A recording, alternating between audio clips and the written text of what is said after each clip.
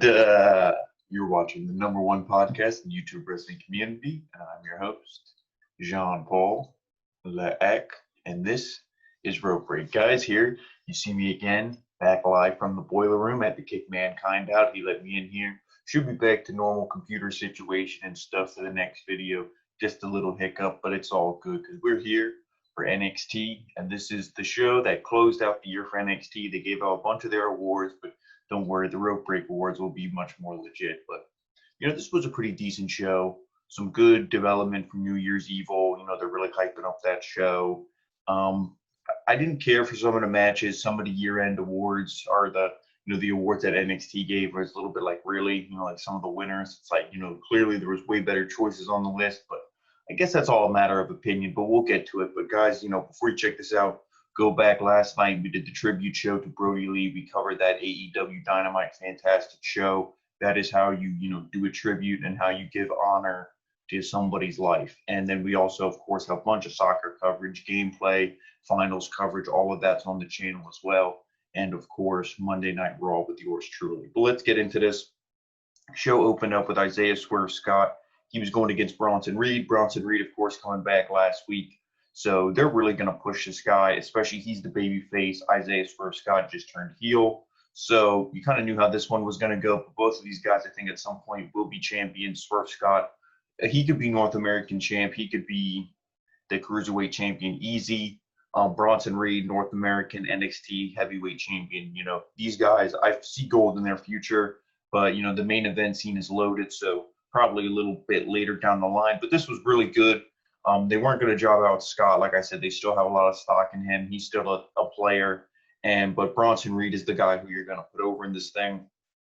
At the end of it, Reed picks up Scott. He goes for a German suplex, but Scott gets to the ropes, hits Reed with a headbutt. Reed looks pissed, and he takes Scott down with a tackle, followed by a senton. Reed then hits the tsunami on Scott, pinning him for the 1-2-3. So like I said, really good match to open up NXT. I thought the right winner here in Bronson Reed. So then backstage, we see William Regal. He's presenting the Breakout Star of the Year award, and that goes to Shotzi Blackheart. There was a couple other choices on there that I would have went with, but, Shotzi is one of those who she is becoming really popular with the fans, and she's getting over. And, of course, everything, it's like, what have you done for me lately? Really good showing at War Games.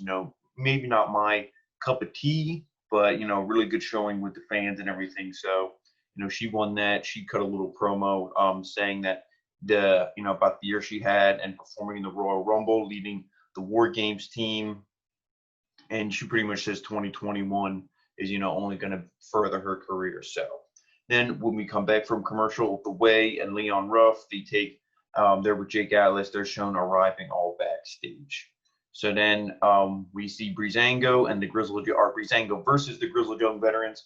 This match to me was okay. Breezango, it's like, you could do something with these guys, but you're not going to. That's evident, I feel. And, they had their little charity title run, like, thanks, okay. Then you lost to Oni Lorcan and Danny Burch. Now your guys aren't really doing anything. And the Grizzly Young Veterans are clearly the team in this. We touched on it last week. They had all this momentum, Dusty Classic. They announced the Dusty Classic, which is starting up in 2 weeks again. They said the Grizzly Young Veterans are probably favorites to win it. So don't be surprised if it comes down to them and another team that announced themselves, Roderick Strong and Adam Cole. They're going to be the duo from Undisputed Era that's going. So don't be surprised if that's the finals and the Grizzly Young Veterans go over because they're really pushing this team this year. But this match wasn't bad. We went through a commercial. It was really good. The Grizzly Young Veterans, I think, are really good despite the fact that the name, I'm still not the biggest fan of the name. But, this was another one where, you can clearly tell who WWE is really pushing and who is like, okay, we're going to use you, but you're probably not going to get the win here because at the end of this thing, Gibson sends Fandango into the steel steps, leaving no one for him to tag. And then Zach Gibson tags in, and they hit the Ticket to Mayhem on Tyler Breeze, pinning him for the 1-2-3. So then after the match ever rise, they come down the ramp, and they shout that the Grizzly Young Veterans, they're all pissed off. The referee holds him back, but then she's like, you know what? I don't care. You guys are bullshit anyway. So she leaves. The Grizzly Young Veterans, they stare down Everrise, and then Everrise kind of gets scared, and they run off backstage. So don't be surprised. Opening matchup maybe in the Dusty Classics. And then, of course, the Grizzly Young Veterans will go over. So then we see William Regal. He announces that Undisputed Era win the Tag Team of the Year. I mean, I don't really know who else he would have gave it to. NXT UK was off television for way too long. I feel like a team over there probably would have deserved it more. Nothing against Undisputed Era, but if they keep winning it every year, and I don't think they have had matches this year that rivaled some of the other ones in the past and stuff. So it's like, you give it to the awards to them every year. It just doesn't, even if they deserve it, I guess. I mean, to me, it's just when the same person wins it every year. It's not interesting. It's not cool.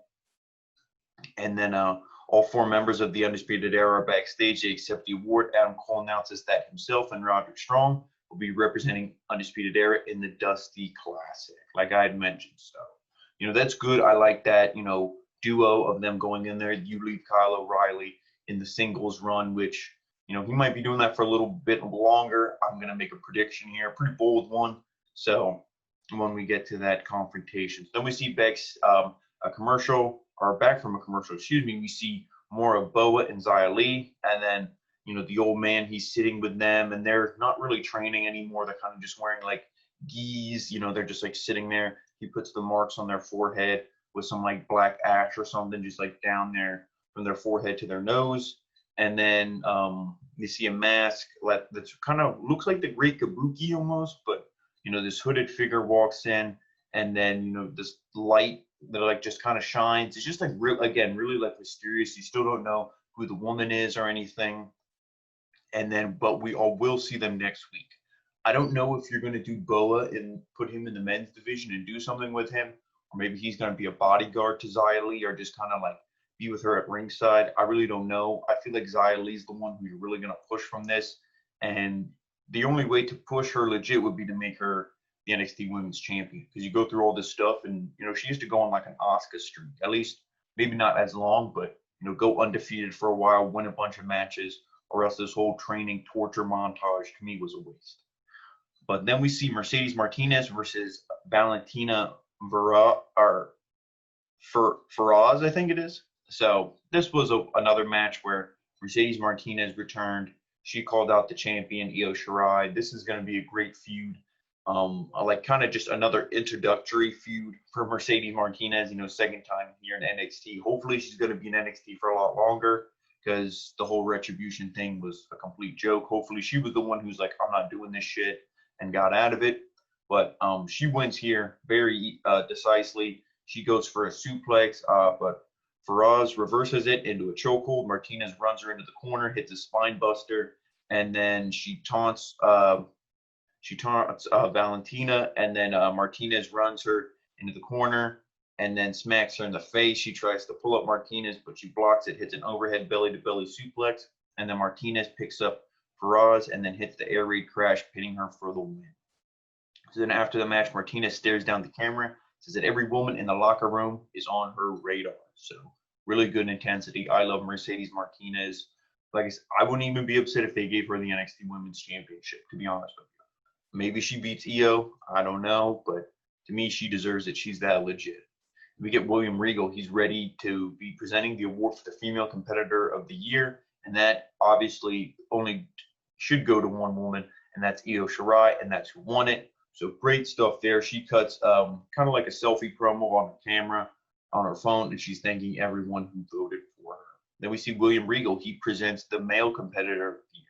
And that award goes to Adam Cole. I mean, you heard the likes of Keith Lee, Finn Balor, Kyle O'Reilly. He named off all these other names. He could have easily gave it to Keith Lee, who I think deserved it more, just because, he was the double champ. He beat Adam Cole. He did the impossible. Yeah, he's not on NXT anymore, but you still could have had him there, brought him down, gave him the award. He could have saw all his old friends and stuff, but nah, let's give it to Adam Cole again. So that I really didn't care for. And then he says that, and then Adam Cole accepts the award, and he says that he was going to win this award again this year, and he did. He says that winning this award 2 years in a row means a lot, but Kyle O'Reilly becoming NXT champ next week will mean even more. So we still see that, he's still supporting his brother Kyle O'Reilly 100%. So then we are told that voting for the overall competitor of the year award between Adam Cole and Io Shirai is now open. Also, Roderick Strong and Pete Dunne are shown backstage getting ready for their match, which will be after the commercial break. So then when we come back, we get this match, and this was really good. This was probably the best match of the night. Pete Dunne, fantastic. Roderick Strong, also fantastic. There's history in this match. This was really good. Pete Dunne, all his typical, joint manipulation, all that, great hard-hitting British strong style that he does. Roderick Strong, the Messiah, the backbreaker, and he hit a drop kick, and, they even said it. They're like, if you want to see how to do a drop kick, picture perfect, you look up drop kick in the dictionary. It'll be a video of Roderick Strong doing it. This guy is fantastic. Both these dudes, what do they call Roderick Strong? I forget what they call him, something like, because he can just wrestle forever. But they have like a nickname for him, and he can. This guy's just fantastic. There was some piped in chants of fight forever. I'm sure if there was a actual crowd there, they would have maybe chanted something to have this match going on about fight forever, because it wasn't that long of a match. But it was really good. At the end of this thing, Strong hits an enziguri. He goes for a power bomb. He then picks him up, hits the power bomb onto his knee, but Strong pins Dunne for 2. Then Strong picks up Dunne, and Dunne rolls Dunne rolls Strong down and goes for a triangle choke, but then Strong punches away at Dunne until he releases the hold, and then Strong goes for the stronghold, but Dunne fights him off. Dunne grabs his fingers and snaps them, and then immediately, as Roderick Strong's like, oh, fuck my fingers, he quick pops up, hits the bitter end, 1, 2, 3, pins him for the win. So Pete Dunne, the right winner, which I think is good. You really got to push Pete Dunne, because I think he's eventually going to leave this, Kings of NXT and go on a major singles run. So, let's push Pete Dunne here. Let's see him get the win, because Roderick Strong, man, you want him to maybe look strong, no pun intended, going into the Dusty Classic, but that's a tag team thing. So if he lost in a singles match, it's not too, it's not too big of a deal. And then afterwards, William Regal announces that match of the year is Finn Balor defending his NXT Championship against Kyle O'Reilly at NXT TakeOver 31. You will see which match that we put, at least that I picked for my favorite match of the year, was mentioned in this list. I'm sure you guys can figure it out if you watched NXT, but we'll save that for the Rope Break Awards. And then Balor grabs Kyle's award. He's like, I don't need mine. Regal, you can keep it. You can do whatever the hell you want with it. But don't worry, I'll take this. I'll give this to Kyle. So he walks out, and he makes his way to the ring. But as, Finn Balor's walking, Pete Dunne is coming backstage. So they run into each other, and Pete Dunne stops him on his way and says that he wants to face Finn for the title. So he's like, you better hold on to that thing, because, I'm coming for it. He's like, I want to face you for it. And Fizz said that a lot of people want to face the champ, and he tells him to get in line. So then his music hits, and he comes, out to the ring. So then when we come back, we see a video package of the Fight Pit match next week between Timothy Thatcher and Tommaso Ciampa. Hopefully Thatcher wins that, just because it is his matchup, and you got to have this guy looking strong. Because if he loses to Tommaso Ciampa, are you going to put Ciampa in the title picture? Probably not, because you have Karrion, you have all these other guys. So, I think Tommaso Ciampa won't really benefit from winning. He's already main event. So give this win to Thatcher. But and we see Finn Balor, he's in the ring with his belt, and he's the Golden Bell Award next to it. And then he picks up his belt and he stares back at the belt. He talked about his match with Kyle, and he said it was a surprising match for a lot of people, but it didn't shock him. And he starts to invite O'Reilly to the ring. O'Reilly makes his way down, and Kyle grabs his bell, and he said that Finn doesn't need a trophy, that he has the championship and the plates in his drawer to remind him. But O'Reilly says that this trophy means a lot to him, but he doesn't need it. O'Reilly says that the award is a reminder that he fell short in the biggest match of his career. He said pretty much that this trophy was a participation award. Like, yeah, I participated in the best match of the year, but I didn't win it. So what's the point? And he's like, I've been participating for 15 years, and I'm sick of just participating. I want to win. So this was really good. And then Finn grabs the mic, and he says that he would do everything to make Kyle suffer because he broke his jaw last time. And then he said that I will drag you across this entire ring. And Finn and Kyle, they stare at each other down. Suddenly, Scarlett starts speaking. I don't know what language she was speaking, but it definitely wasn't English. And then she says it can't. And then she pretty much just starts talking again in English. Soon, Karrion comes out, and then he says that just TikTok, all this other stuff, and that the title belongs to him. Or that's what, yeah. Scarlett was like, you're holding on to something that doesn't belong to you. Karrion said it belongs to him, TikTok, the usual stuff. Suddenly, Damian Priest then is appearing behind Karrion Kross, and they stare at each other. And then when he turns around, he looks at him and he's like, this is how you step up like a man. Boom, he knocks him down. These two guys fight all over the place. They, get thrown through the plexiglass, barricade. So they fall through that. They fight backstage. They get, knocked through a table. Like, I think he was going for the Saito suplex, but then Priest turned it into a cross body, and they fell through this table. And it's like, this guy just came back from injury. He's your main eventer. He was your NXT champ. He had to relinquish the belt, and this is one of the first things you make him do. Go through a glass, like a plastic barricade, and then make him go through a table. Protect your guys a little bit more. For a bullshit thing that doesn't matter, save it for the match. But and then back from commercial, we see Rhea Ripley. She talks about her history with Raquel Gonzalez. She says how they used to be like sisters, and they even got matching R&R tattoos. And then that Raquel has changed, and she says Raquel's ego got in the way of their friendship, and it ultimately ends with a promo for their match next week. Really good, fantastic promo. This felt like a movie trailer. Go and watch this. I'm sure they have it on their YouTube. The R&R, Rhea Ripley, and Raquel Gonzalez. Check out this video package. This was fantastic. Then we see Legado del Fantasma there in the ring. Santos Escobar talks about the year that they had. He says that he is NXT, or that he is in NXT, to dominate. And that is what he's done. And he says that no one can touch him. No one belongs in the ring with him or the rest of Legado del Fantasma. And he's like, we've been snubbed on the awards, but we don't care because we know. We know we're as, legit as we say we are. Then Escobar says that their reign will continue into 2021, and he starts to talk about their first order of business when suddenly the Lucha House Party music hits. Lince Dorado and Gran Metalik come out. Lince and Metalik, before they make their way to the ring, Lince says it feels good to not be chasing, champions around all the time, doing meaningless shit pretty much. So I like that little dig. That was the first thing he got in there was like, fuck you, Monday Night Raw, for making me do bullshit, because me and my boy here, Gran Metalik, are talented as all hell. And now we're in NXT and we're able to prove it. And they make, they call out Joaquin. Well, they call out all of Legado del Fantasma. They pretty much say, like, you say you represent Lucha Libre, you're bullshit. We represent Lucha Libre. You guys are disrespecting it. So they start yelling at each other back and forth in Spanish. This was really good. And then, they get in the ring. They kind of go at each other, start taking each other out. The referee's like, hey, I got a word from Regal. This is a tag team match. And, hey, let's get this thing started. So we see Lucha House Party versus Legado del Fantasma.